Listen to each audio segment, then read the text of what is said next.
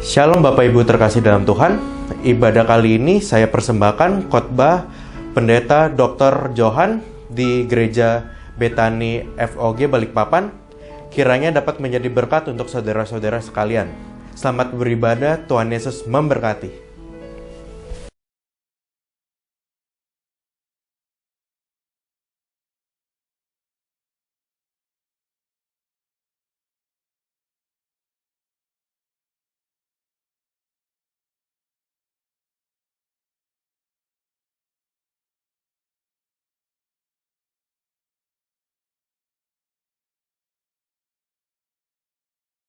Dia baik, Dia penuh kasih, Dia mengerti setiap pergumulan kita. Mujizat-Mu, pertolongan-Mu, tepat waktu untuk mengangkat hidupku. Bersyukur buat pertolongan-Mu. Jemaat Tuhan, angkat suaramu. Kita percaya pertolongan Tuhan tepat pada waktunya. Besarlah Tuhan. Besarlah Tuhan, besar kasih-Nya bagi hidupku, bagi jiwaku. Yes, Lord. Dia dekat dengan kita yang percaya, yang berseru dan menanti kasih-Nya. Dia baik, Dia penuh kasih, Dia mengerti setiap pergumulan kita. Mujizat-Mu, pertolongan-Mu, tepat waktu untuk mengangkat hidupku. Ku bersyukur buat pertolongan-Mu. Berjalan bersama-Mu, katakan ku aman. Berjalan bersama Tuhan ada ketenangan. Aku tenang berjalan bersama. Ada masa depan yang indah bersama Tuhan. Ada masa depan berjalan bersama-Mu. Ku rasakan damai.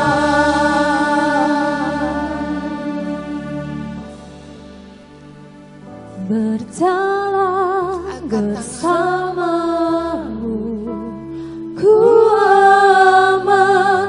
Berjalan bersama-Mu, aku tenang. Berjalan bersama-Mu, ada masa depan. Berjalan bersama-Mu, ku rasakan. Berikan sorak-sorai, tepuk tangan, haleluya. Dia baik, Dia penuh kasih. Dia baik, Dia penuh kasih, Dia mengerti setiap pergumulan kita. Mujizat-Mu, pertolongan-Mu, tepat waktu untuk mengangkat hidupku. Ku bersyukur buat pertolongan-Mu. Ku bersyukur buat kesayangan-Mu. Ku bersyukur buat kasih setia.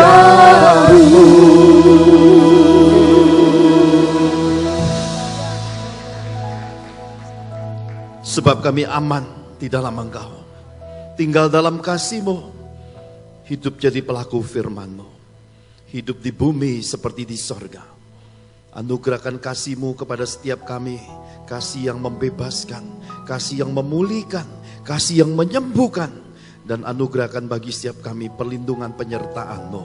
Terima kasih Bapa. Berfirmanlah dan berkati kami semua. Di dalam nama Tuhan Yesus kami telah berdoa dan mengucap syukur. Mari semua kita yang cinta Tuhan Yesus sama-sama katakan amin. Shalom. Silakan duduk, Tuhan memberkati. Mari kita buka kebenaran firman Tuhan melalui kitab 2 Raja-Raja pasal yang ke-7 ayat 1 sampai yang ke-10. 2 Raja-Raja pasal 7 ayat 1 sampai yang ke-10. Demikian firman Tuhan. Lalu berkatalah Elisa, dengarlah firman Tuhan. Beginilah firman Tuhan. Besok kira-kira waktu ini sesukat tepung yang terbaik akan berharga sesikal dan 2 sukat jelai akan berharga sesikal di pintu gerbang Samaria.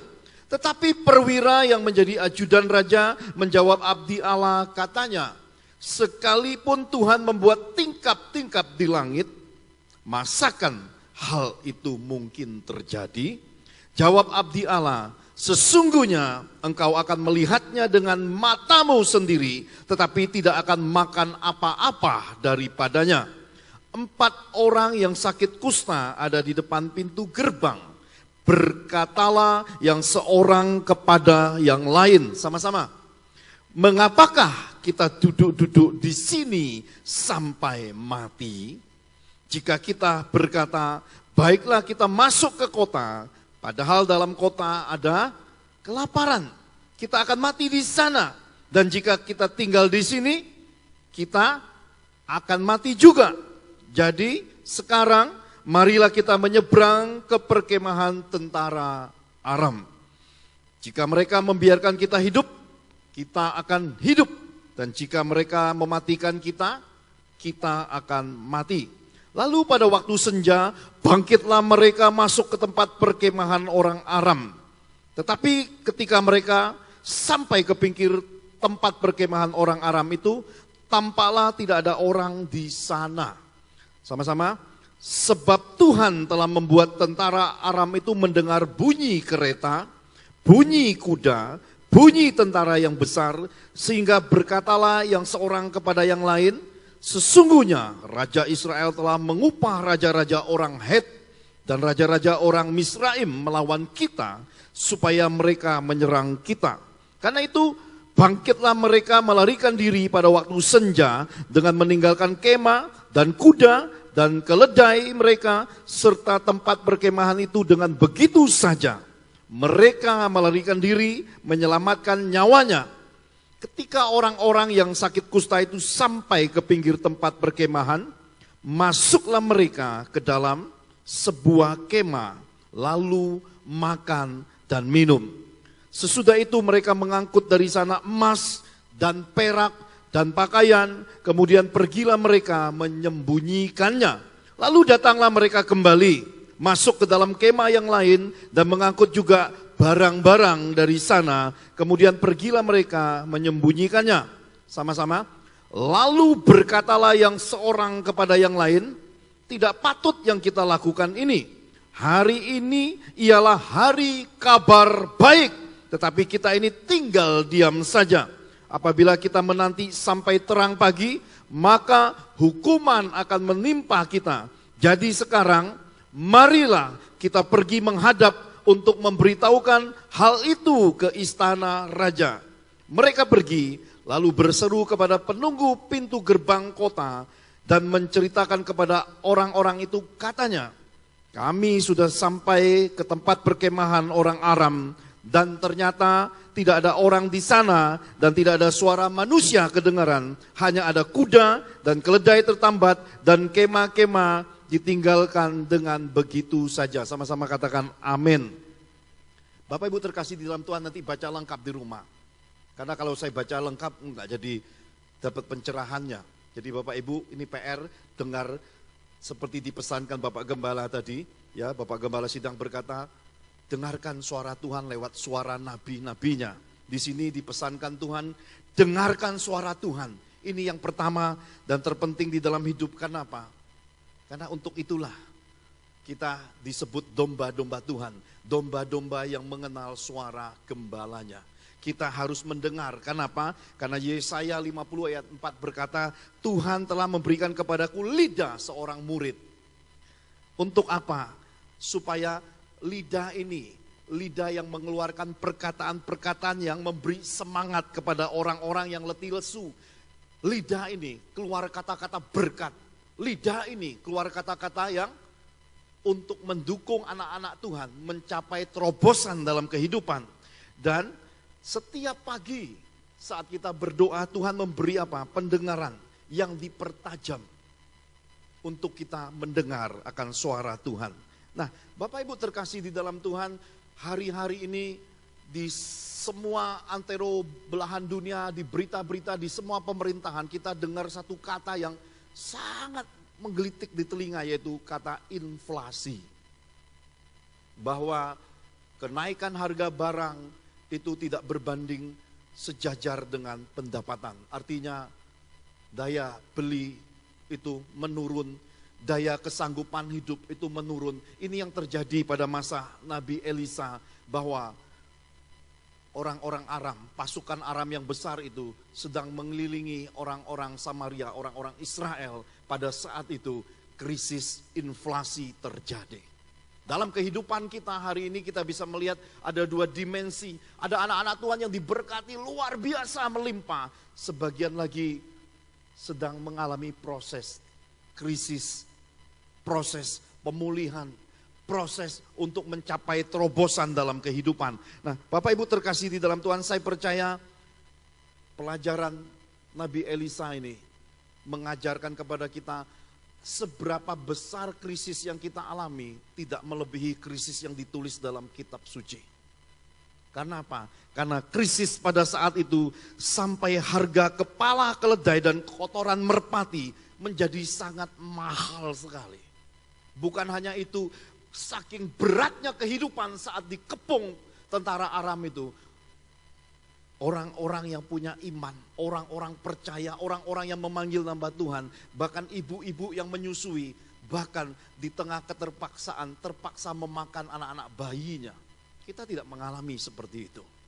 Karena itu, mari sama-sama tanggalkan roh mengasihani diri sendiri.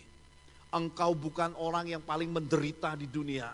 Kitab suci sudah menuliskan di kitab suci melebihi penderitaan kita. Karena itu lihat kiri kananmu, katakan bertahan. Bersama Yesus tetap semangat. Jangan cengeng. Ojo melok-melok. Semangat, amin. Karena orang semangat baru bisa menuai. Kalau tidak semangat, ya ketinggalan terus. Ya. Bahkan katanya tahun depan upacara kenegaraan akan pindah ke Kalimantan Timur. Bayangkan yang selama ini kita lihat di layar kaca akan datang ke kotamu. Tuhan sudah tiba ke kotamu. Krisis yang kita alami, segala kesusahan, kita bangun bisnis, kita belum menuai, kita melakukan banyak perkara, kita lakukan hal-hal baik, sampai hari ini belum datang hal baik. Sabar. Ayo istri-istri pegang suami, sabar. Sabar. Kitab suci berkata sedikit waktu lagi Tuhan hendak berbuat baik bagimu. Tuhan hendak memberikan tuaian besar masuk di dalam hidupmu. Jadi tenang, bersabarlah. Oh tapi Pak Pendeta, saya lihat bukit doa kok belum kelar. Hal yang besar itu kalau kelar cepat itu bukan hal besar. Hal besar itu prosesnya lama besar, butuh biaya yang besar karena di dalamnya ada tujuan Tuhan yang besar. Hanya orang-orang besar yang mengerti akan hal-hal besar yang Tuhan kerjakan. Karena itu lihat kiri kananmu, katakan jadilah orang besar di kota ini. Jadilah orang yang dipercaya Tuhan di kota ini. Orang yang akan mengelola kekayaan hasil bumi bangsa ini. Orang yang akan dibangkitkan Tuhan jadi konglomerat di kota ini. Jadilah seseorang yang bangkit. Tapi Pak Pendeta, udah terlalu lama. Tidak masalah. Karena saya bertemu dengan pengusaha semasa krisis, semasa pandemi di kota Jogja. Kita sering dengar lagunya. Datang ke kotamu, banyak gudeg. Saya ketemu keluarga pengacara, menikah, seorang pengacara 23 tahun, mau beli rumah aja nggak sanggup. Ini krisis, ini keadaan sulit. Bahkan saya bertemu keluarga ini, isinya berkata, wah sudah nggak tahan aku ini, habis kesabaranku ini. Ya mau gimana, mau beli rumah nggak ada duit. Dan ketika saya bertemu, Tuhan menyatakan firman, dalam waktu dekat, segera Tuhan akan memberkatimu. Tuhan akan membuka pintu terobosan keuangan. Tuhan akan memberi engkau rumah. Bahkan Tuhan akan mendatangkan calon mantu bagi anakmu. Nampaknya ini suatu pesan Tuhan yang gak mudah diterima. Karena 23 tahun nyanyiannya adalah krisis ekonomi, krisis keuangan. Mungkin sudah mencapai titik seperti orang-orang yang ada di Samaria. Orang-orang yang sudah mencapai krisis iman. Tuhan pesankan kepada kita, kembali dengarkan suara Tuhan. 6 bulan kemudian pengusaha ini diberi suatu terobosan dari Tuhan. Kasus 50 tahunnya tidak selesai yang dia kerjakan selama 15 tahun, tiba-tiba sekejap terjadi. Semua yang ada di dalam proses kasus ini mati semua. Lihat, dunia mengalami kematian, tapi anak Tuhan mengalami terobosan. Dia mendapat suatu berkat, katanya dalam kesaksiannya langsung dapat royalti 20%. Dalam 20% itu dia beli rumah. 6 bulan menggantikan 23 tahun krisis. Sudah berapa lama Bapak Ibu mengalami masa-masa penantian untuk melihat mukjizat Tuhan yang besar, untuk melihat terobosan bisnis yang besar, untuk melihat keadaan yang engkau nantikan dan harapkan. Saya bertemu 23 tahun krisis, 6 bulan Tuhan selesaikan dengan ajaib. Dan semasa pandemi 3 tahun kemarin dia telepon saya, dia cerita, lalu dia berkata, Pak Pendeta datang ke kami. Jadwal saya tidak ada menuju ke Jogja. Lalu dia berkata, kalau tidak datang, tolonglah saya sekali lagi. Saya tanya, mau tolong apa? Ini di depan rumahku ada tanah. Tolong aku Pak Pendeta. Tolong, apa yang Tuhan perkatakan aku mau dengar. Saya berdoa saat itu Tuhan berkata, tanah itu pun akan Tuhan beri bagimu. Dalam beberapa bulan dan tanah itu pun dia beli lagi. Jadi kalau Tuhan memberi, saudara-saudara terkasih, itu terus sampai tak berkesudahan. Jadi kuatkan hatimu. Kasih Tuhan cukup buat kita. Saya baru pulang dari kota Jogja, melihat langsung rumahnya, tanahnya, melihat kesaksian mereka, dan melihat foto calon mantunya. Betapa indahnya hidup seperti itu. Kenapa? Karena mendengar suara Tuhan. Mari suami istri pegangan tangan, katakan hari ini aku mau dengar suara Tuhan. Amin. Yang kedua, sandarkan pilihan hidupmu pada iman kepada Tuhan. Jangan lihat Goliatnya. Jangan lihat kesusahannya. Apalagi penghakiman yang masuk. Abaikan, alihkan. Karena setan bisa memakai semua area kehidupan di dunia ini. Mungkin keluarga kandungmu, mungkin istrimu, mungkin suamimu, mungkin teman-teman rohanimu, mungkin saudara-saudara seimanmu, atau siapa saja yang ada celah. Setan bisa pakai untuk menghakimi engkau, untuk menghancurkan imanmu. Abaikan semua itu. Jangan biarkan semua itu menghancurkan apa yang engkau tata dalam kehidupan. Mengikuti Tuhan. Jangan biarkan pengharapan janji Tuhan yang besar yang engkau terus pegang dan bertahan itu sekejap dicuri setan. Bertahan. Sama-sama sekali lagi katakan bertahan. Seorang ibu-ibu menghubungi istri saya dan berkata, Bu Angel, tolong bilang Pak Johan, tante ini kesusahan uang tunai. Udah enggak gitu ada uang lagi. Bolehkah minta tolong Pak Johan doakan, tante mau lepas satu aset. Jadi dia adalah rumpun keluarga orang-orang berprofesi, suaminya pelayan Tuhan, ibu ini sendiri pelayan Tuhan semasa mudanya. Saya kenal dia banyak menabur di ladang Tuhan, giat menabur untuk pekerjaan Tuhan, bahkan urusan gereja pun. Dia nggak mau repotkan keuangan gereja, dia keluarkan uangnya dalam pelayanan. Dan suatu ketika suaminya terserang sakit, Tuhan berkata pada saya, pergi, kembalikan nyawanya, bawa pulang nyawanya, biarkan dia melihat hidup lagi. Saya masuk rumah sakit jam 11 malam, di rumah sakit Jakarta Barat. Sebuah rumah sakit yang tidak membolehkan siapapun masuk ke ruang ICU-nya. Tapi malam itu, Tuhan berkata pada saya, pergi, nyatakan dirimu bahwa anaknya menitip orang tuanya dan engkau harus ketemu malam ini karena ini mandat dari putra satu-satunya. Jadi dia punya anak satu-satunya, kebetulan profesinya juga dokter.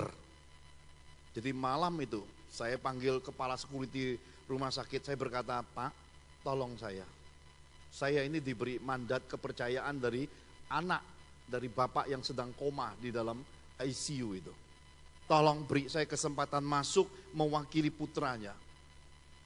Kepala satpamnya bilang sebentar, dia masuk mungkin menghubungi kepala-kepala suster, entah terjadi apa, tiba-tiba dikatakan cuma sebentar ya Pak. Ya, saya bilang, dan saya tunjukkan saya punya identitas bahwa saya ini hamba Tuhan. KTP saya menyatakan pekerjaan saya pendeta. Surat Departemen Agama saya menyatakan saya ini adalah tercatat hamba Tuhan di negara. Jadi saya boleh masuk. Ketika saya masuk, saya melihat bapak itu matanya udah putih semua.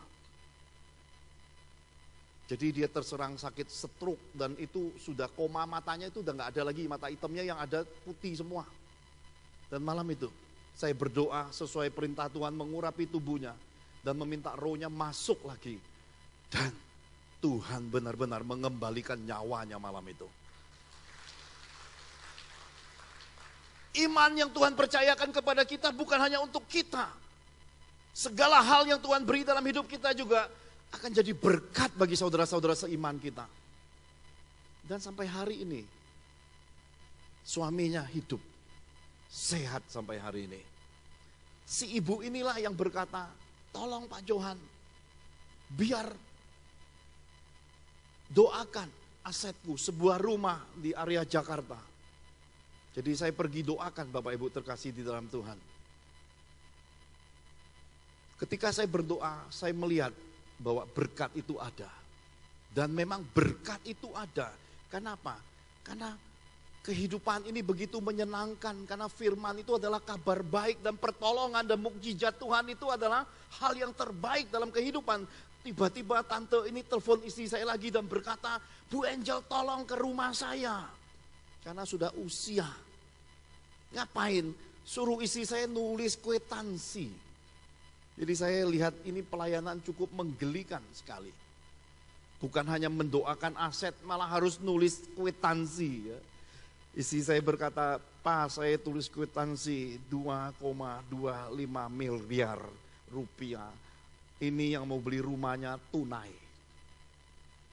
Ditulis hari ini kwitansinya oleh istri saya sesuai permintaan si ibu ini.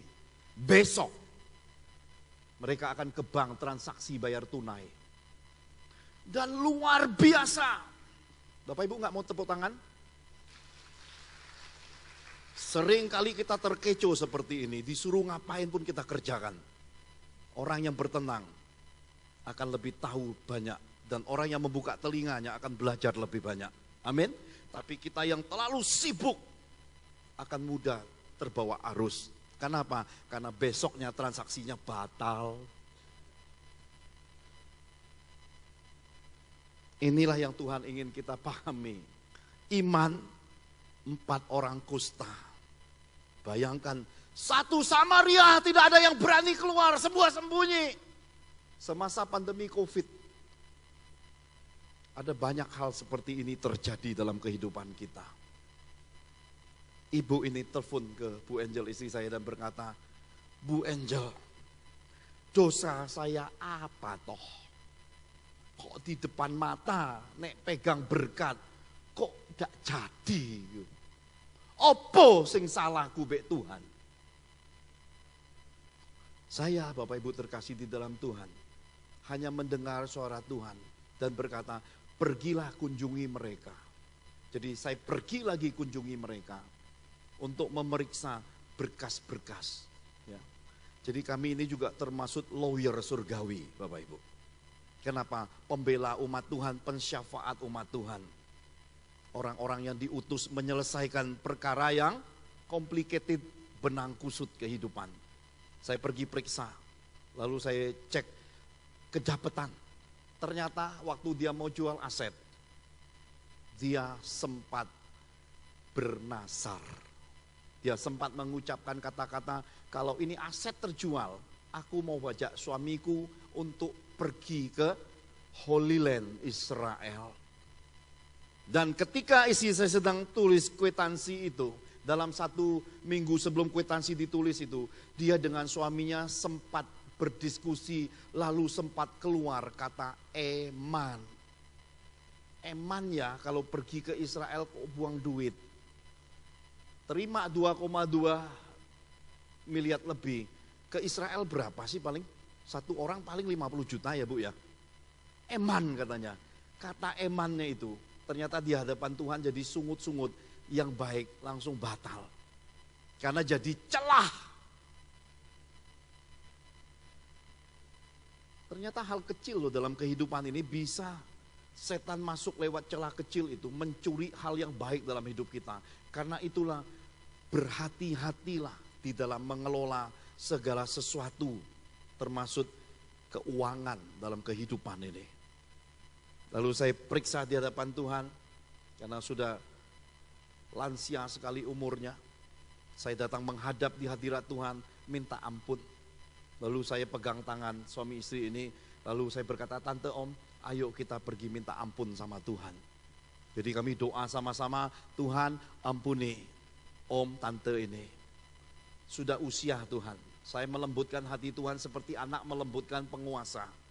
Sudah usia Tuhan maklumin. Karena hidup ini takarannya beda dengan orang-orang yang masih jiwa muda. Maklumlah Tuhan, saya berkata, mohonlah mengerti Tuhan. Jadi saya berlaku seperti seorang penghubung saat itu. Saya melihat suatu dimensi roh turun, memenuhi ruangan, membawa suatu nuansa-nuansa Bapa itu hadir. Dimensi kasih Tuhan itu hadir.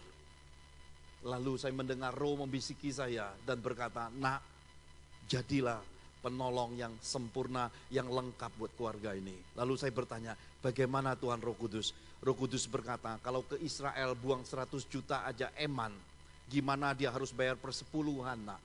Iya juga ya Tuhan. Lalu Tuhan bilang sama saya, ya ini umatku, kalau bayar uang persepuluhan kecil mereka tutup mata. Tapi kalau udah besar mereka melarikan diri. Ya, kenapa?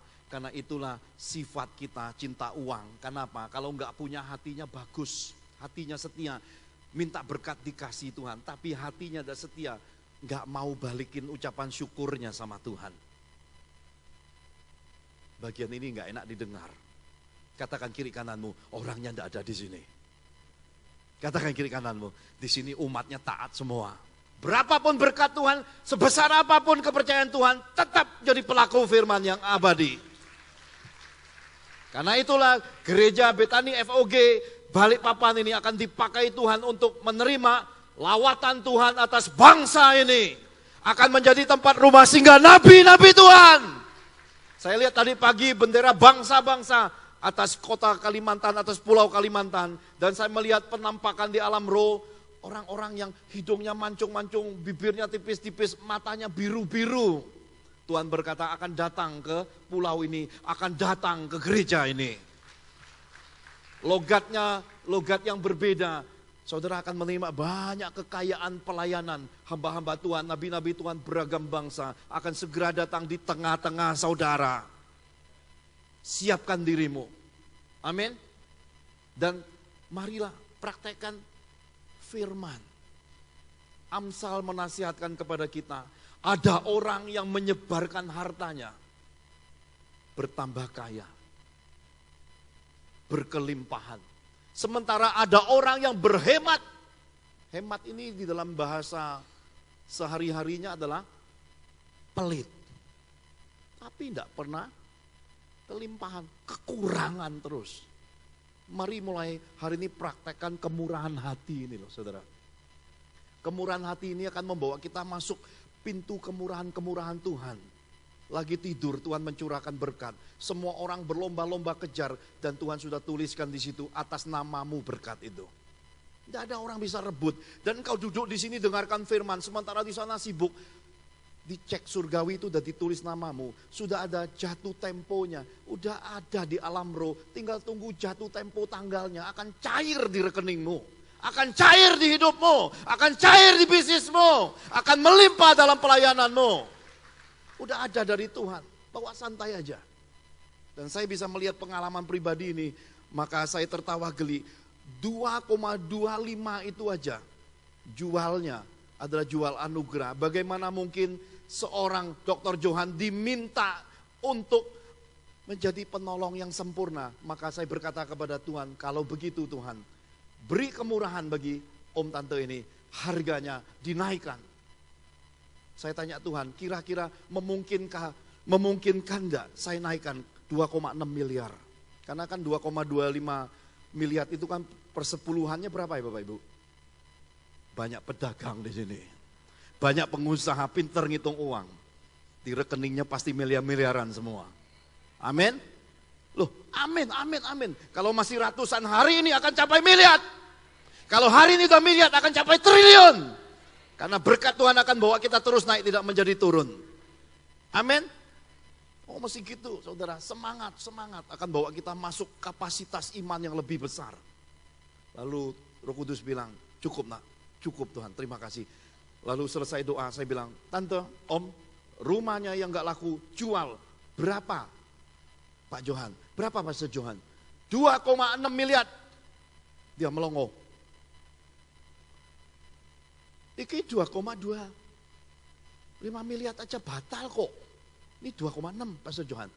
Iya, tante sama saya sepakat, om sama saya sepakat. Saudara-saudara semua dengan saya sepakat. Mulai hari ini engkau diberkati Tuhan. Amin. Mungkin enggak? Mungkin enggak? Makanya hiduplah cerdas, jangan jadi orang pinter. Orang pinter bisa masuk angin. Orang cerdas itu berhikmat. Orang berhikmat itu akan menuju garis titik pintu bejo. Orang beruntung. Amin. Bagian ini nyegerin. Kenapa? Karena orang bejo itu kerjanya sedikit, berkatnya banyak. Sedangkan orang pinter kerjanya banyak, gajinya sedikit. Saya bilang, tante, ayo kita pergi ke rumahnya. Saya pergi ke rumah aset yang mau dijual lagi. Saya masuk, saya kelilingi, tiba-tiba saya cium aroma roti bakar. Saya cium aroma roti bakar. Lalu Tuhan berkata, sudah masuk hidangannya nak. Dalam 2 bulan terjual. Lalu saya bilang, tante, dalam 2 bulan cair 2,6 miliar.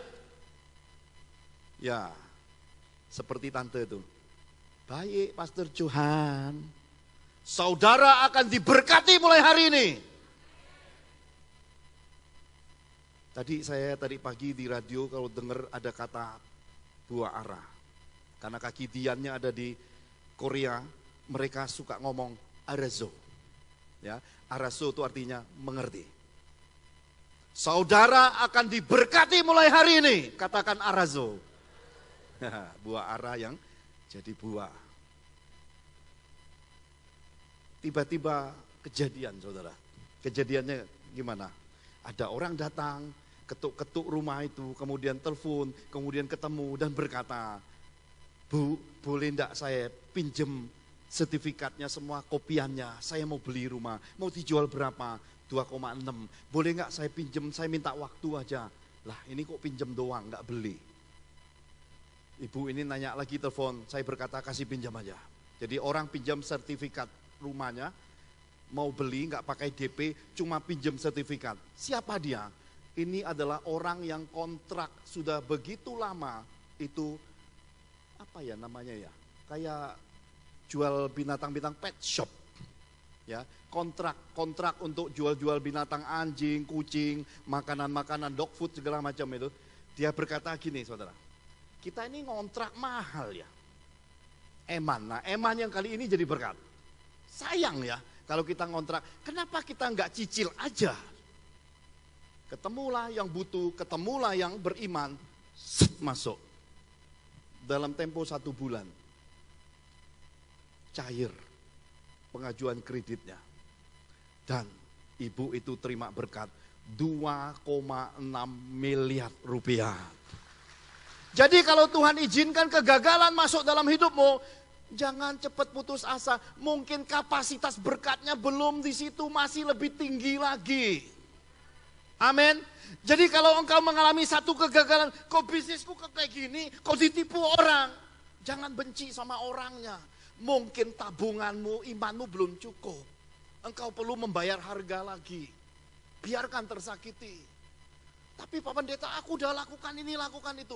Itu belum genap waktunya karena belum jatuh tempo. Jangan putus asa. Tuhan masih menyediakan kualitas terbaik berkat-berkatnya bagimu. Ini yang didapat 4 orang kusta ini.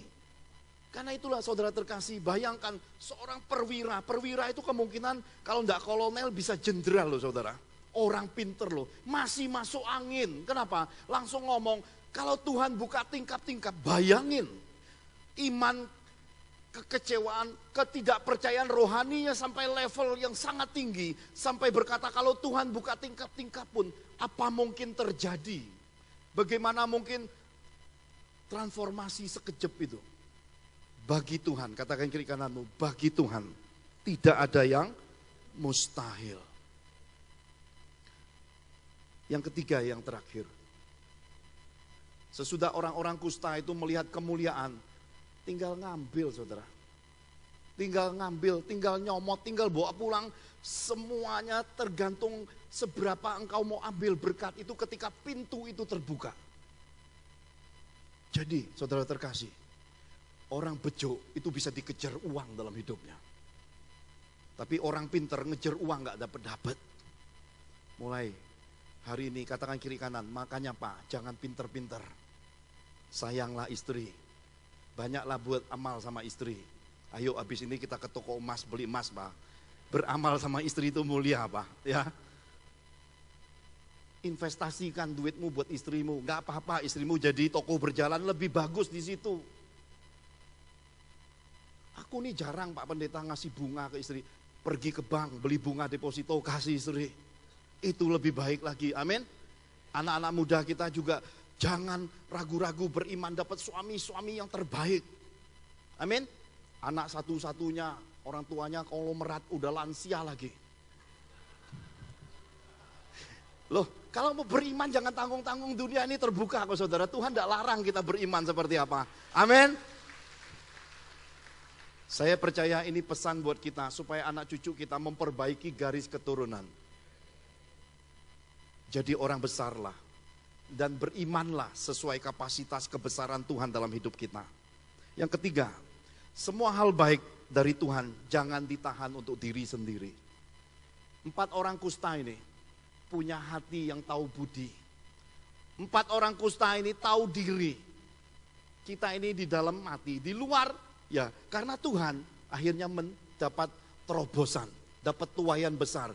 Dan mereka tahu kalau kita tahan berkat ini sampai terjadi pergantian hari, hukuman itu bukan manusia, Tuhan yang menghukum. Dia takut sama Tuhan. Karena itulah dasar utama pengelolaan berkat-berkat kehidupan, berkat-berkat keuangan harus disertai hidup takut akan Tuhan. Baru kekayaan kita itu turun-temurun kekal apabila roh takut akan Tuhan itu mendasari hidup kita. Tuhan pesankan saya ada 4 hal yang harus dikerjakan orang-orang yang mengalami terobosan. 4 hal yang harus kita kerjakan ketika Tuhan memberi engkau kegenapan janjinya, memberi engkau pelipat gandaan berkat, membuat engkau mengalami hal-hal yang mustahil. 4 hal ini harus engkau kerjakan. Yang pertama, berbuat baiklah kepada sesamamu dan khususnya dimulai dari saudara-saudara seimanmu. Berbuat baiklah, jangan tahan berkat. Jadi, oh Pak Gembala Sidang kita mau pergi ke Israel, engkau punya duit lebih, ada saudaramu yang begitu rindu mau ke Israel, bayarin, jangan dihemat. Tapi Pak Pendeta, nggak usah pakai tapi, karena yang engkau tabur akan kembali lipat kali ganda. Amin. Ini saudaraku kasihan ya, dia juga ingin menabur tapi dia terbatas. Diam-diam berkati dia, biar dia punya benih untuk nabur. Supaya apa? Supaya roda berkat kehidupan dia lewat engkau semaikan benih, dia bisa menabur juga. Jadi kita ini harus saling melengkapi. Karena kalau kita kelola semuanya mengalir seperti darah dalam hidup kita. Darah yang mengalir itu jadi sehat. Tapi kalau darah itu menumpuk, obesitas, darah tinggi, beragam penyakit datang.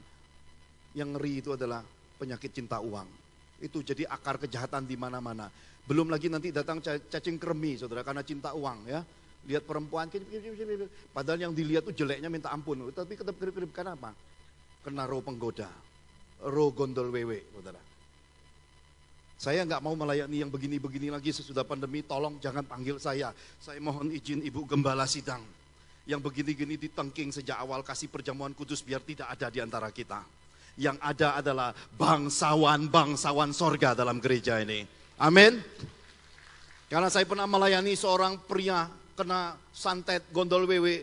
Begitu adiknya datang ke saya, tolong gua bro, selamatkan koko gua bro gitu. Hari saya terima mandat itu, hari itu saya pendarahan sampai 30 hari. Bukan menstruasi saudara, pendarahan. Saya nggak pakai pampers saudara, kenapa? Itu hanya waktu di pot aja keluarnya darah. Dan saya nggak pernah merasakan takut atau karena saya tahu itu nggak wajar. Itu darah, 30 hari lamanya. Istri saya sampai ketakutan, saya berkata bawa saya ke medis percuma. Orang medis periksa nggak ada apa-apa, karena itu sesuatu yang kasat mata bermanifestasi. Karena ternyata yang itu dukunnya 3 apa 4. Itu keluar roh-rohnya itu. Dan ketika saya sharingkan dengan anak-anak rohani saya yang sudah tobat, dia berkata, Om memang orang gila. Jadi saya ini dibilang hamba Tuhan gila. Kenapa? Nahan serangan santet. Dia berkata, Om tahu enggak, untuk beli santet jenis ini 20 juta enggak dapat. Kenapa? Disertai roh maut Om. Katanya. Om nahan, keluar pendarahan 30 hari. Saya berangkatkan orang ini dini hari balik ke negara luar, ke istri anaknya. Hari saya berangkatkan, hari itu sampai hari ini pendarahan saya berhenti saudara. Kembali pulang. Karena itu jangan ada di antara kita orang yang cinta uang. Tapi berbuat baiklah kepada sesamamu. Yang kedua, berbuat baiklah kepada keluargamu dan khususnya orang tuamu. Jangan tahan berkat sama orang tua, jangan berhemat sama orang tua. Karena kunci kesehatan, kunci panjang umur itu ada pada orang tua. Baik itu orang tua kandung maupun mertuamu. Jangan tahan berkat, salurkan berkat kepada mereka. Karena itu firman di dalamnya. Lanjut umurmu oleh karena engkau berbakti. Mari kerjakan. Yang ketiga, dukung pekerjaan Tuhan di ladang Tuhan. Kalau engkau tidak masukkan berkatmu di ladang Tuhan, bagaimana ada tabungan di sorga? Bagaimana nanti pulang ke sorga bisa ada mahkotanya kalau nggak pernah ikut investasi? Bagaimana bisa punya rekening di sorga kalau nggak pernah nabur berkat di rumah Tuhan? Bersyukur saudara. Betani FOG Balikpapan ini ada investasi sorganya, ada rumah doa bukit doanya. Saudara salurkan di situ, itu sudah masuk sampai ke kerajaan sorga. Bahkan ketika hamba-hamba Tuhan datang, nabi-nabi Tuhan dari beragam bangsa datang, dia sudah bisa melihat karya putra daerah, putra daripada Kalimantan ini sudah benar-benar hidup dalam ketaatan kepada Tuhan. Amin. Saya pernah lihat kegerakan ini di Semarang, saudara. Saya ini adalah saksi bagaimana saya melihat gereja hanya Ratusan orang tiba-tiba lompat dalam sekian tahun jadi 20.000 orang. Segala hamba Tuhan kalau datang ke Indonesia larinya ke Semarang. Fenomena itu pernah terjadi. Dan akan terjadi di Betani FOG Balikpapan ini. Siapkan dirimu Bapak Ibu. Masa ini akan datang dan kaki diannya sudah bergerak ke arah Kalimantan. Mari ambil bagian di ladang Tuhan. Lihat kiri kananmu. Jangan hidup jadi orang pelit. Orang pelit enggak masuk dalam kerajaan surga. Yang keempat, yang terakhir. Berkati dan salurkan kasih kepada hamba-hamba Tuhan. Amos pesankan, jangan berbuat jahat kepada nabi-nabiku. Engkau memberkati hamba-hamba Tuhan level murid, dapat berkat murid. Engkau memberkati hamba-hamba Tuhan level nabi, berkat nabi. Dimensinya Tuhan tentukan menurut kerelaan dan ketulusan hatimu. Jangan takut, jangan khawatir. Di dalam Tuhan firman itu tidak pernah kembali sia-sia. Saya ini hamba Tuhan, seperti Yesus. Kemana-mana jalan kayak Yesus. Nggak pernah pusing uang, nggak pernah pegang uang, dan nggak pernah ngurusi urusan uang. Saya tidak pernah memadamkan cita-cita anak-anak saya. Anak-anak saya mau apapun, saya berkata silakan. Yang pertama berkata apa? Aku mau ikuti jejak Tuhan Yesus. Tuhan Yesus itu hakim segala hakim. Aku mau jadi hakim. Silakan. Tiba-tiba dia datang, Pak, BUMN terbesar yang gajinya ini komisaris utamanya. Ketik di Google nanti. Sebulannya katanya 8,3 miliar.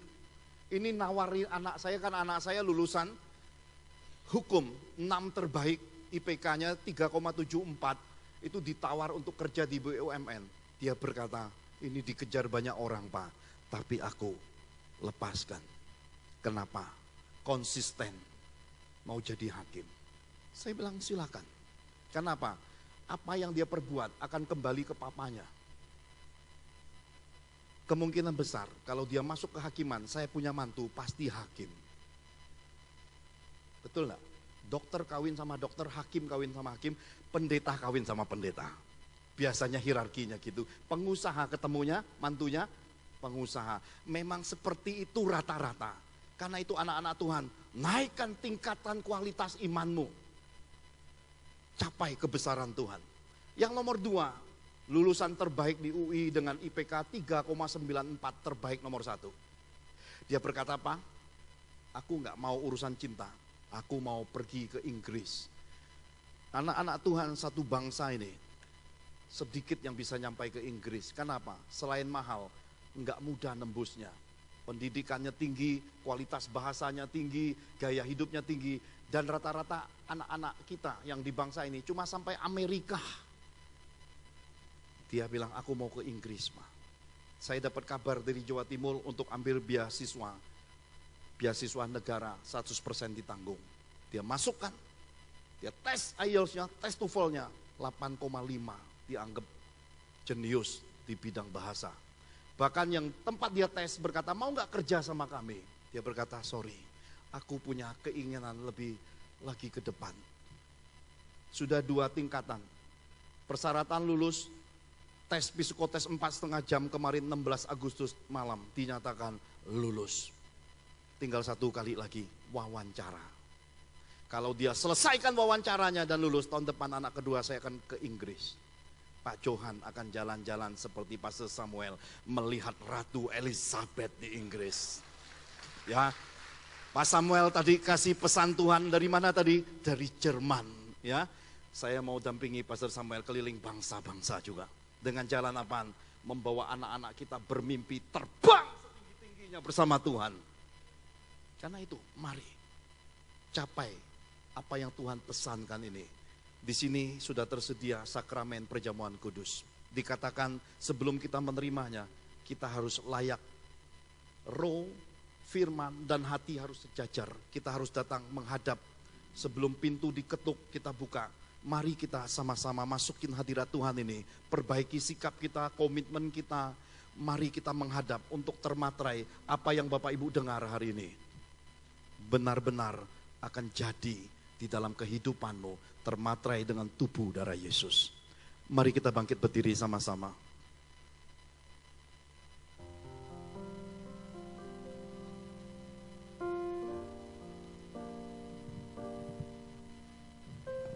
Bapak Ibu, hatimu terbuka saat ini, saya bisa melihat itu. Kita naikkan pujian ref tadi, angkat kedua tanganmu sama-sama, engkau akan merasakan dimensi beda hatimu saat ini.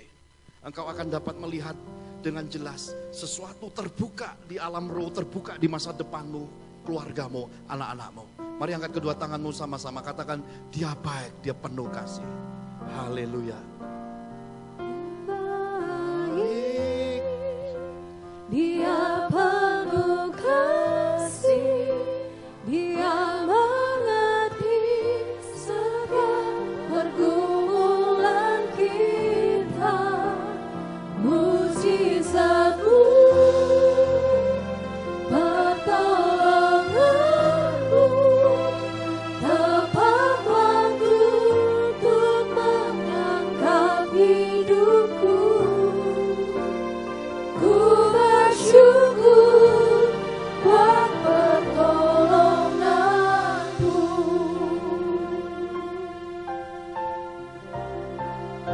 Dia baik, dia penuh kasih, dia mengerti setiap pergumulan kita. Mujizat-Mu, pertolongan-Mu, tepat waktu untuk mengangkat hidupku. Ku bersyukur buat pertolongan. Makasih Tuhan lembut. Terus ikat setiap kami dengan kasih-Mu yang tak putus. Karena kasih Kristus yang mempersatukan setiap kami saudara-saudara seiman. Kami percaya Tuhan, di mana ada kesatuan hati, di mana ada persatuan, disitulah berkat Tuhan tercurah bagi setiap kami Bapa. Kami berdoa Tuhan buat Bapak Gembala kami. Beliau dalam pelayanan di kota Solo hari ini Tuhan, Kau memberkati dimanapun hamba-Mu berada Tuhan. Dalam aspek hidup yang selalu menjadi berkat bagi banyak orang. Dimanapun hamba-Mu berada selalu menyenangkan hati-Mu ya Bapa. Kembalikan hamba-Mu besok bersama kami semua dalam keadaan baik dan selamat Bapa. Setiap visi-visi yang Tuhan berikan atas gereja ini melalui Bapak Gembala kami, terus Kau pertajam. Berikan hamba-Mu ini kesehatan yang sempurna ya Bapa. Juga kota kami tercinta Balikpapan. Balikpapan adalah tanah yang diberkati Tuhan. Tanah Goshen, tanah yang penuh kemuliaan Tuhan. Dan setiap penduduk yang tinggal di kota Balikpapan diberikan takut akan Tuhan. Terima kasih Bapak buat pemerintahan yang takut akan Tuhan. Terima kasih buat tanah, air, dan udara di kota Balikpapan. Semua kami sehat, semua kami dijagai Tuhan. Terima kasih Bapak, kekasih Tuhan, angkatlah tanganmu. Jika engkau baik-baik mendengarkan suara Tuhan Allahmu dan engkau setia melakukannya, maka setiap janji Tuhan, janji firman-Nya pasti terjadi atas hidupmu. Diberkatilah engkau dalam setiap keluar masukmu. Diberkati engkau dalam pekerjaanmu.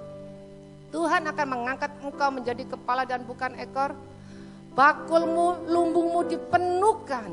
Kekayaan bangsa-bangsa akan melimpah atas hidupmu.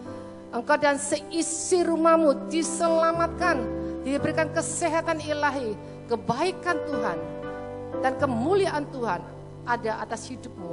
Mulai sekarang bahkan sampai selama-lamanya. Dan favor of God ada dalam hidupmu mulai hari ini. Dalam nama Tuhan Yesus Kristus, mari kita deklarasikan doa keluarga kita.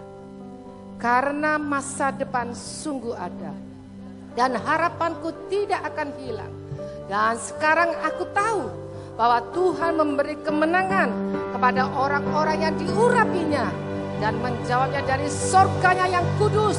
Dengan kemenangan yang gilang gemilang oleh tangan kanannya. Aku punya Tuhan yang besar, yang mau berjanji dan sanggup menggenapi imanku, bersepakat percaya kuasa-Nya. Ku